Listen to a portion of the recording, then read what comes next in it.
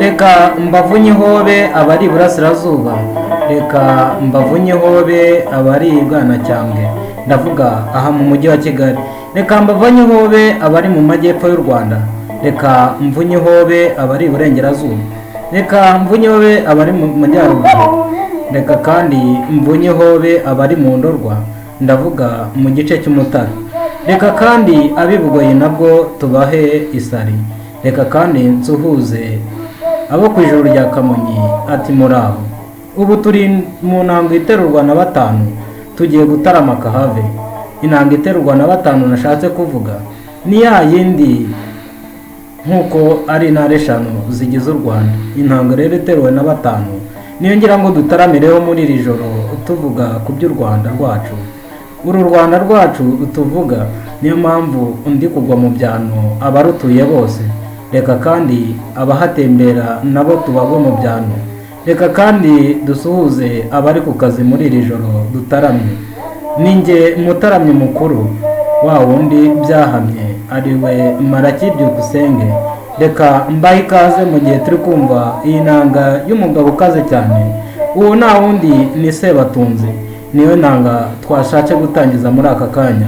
Reka mbahe umwanya muyumveho gake, hanyuma turagaruka mu kanya twanzike iki gitaramo cyacu. Ndabona dufite abataramyi benshi hano, abatumirwa baruzuye hano. Ndabona turi buze gutarama kakava, gusa turarara inkera kandi dufite uko turi buyirare.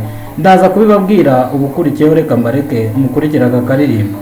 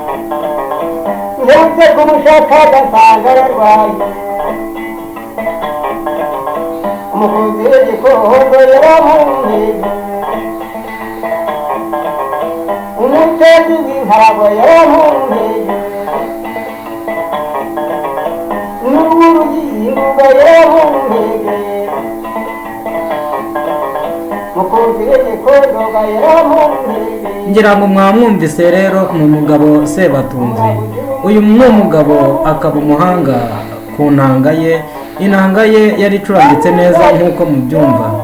Ubu rero niyo mpamvu nababwiye ngo muze mungwe mu byano, tuharaga iminwe tuyiharagane, twese twumve ko turi kumwe muri aka kanya muri iri joro, hanyuma dutarame kahave.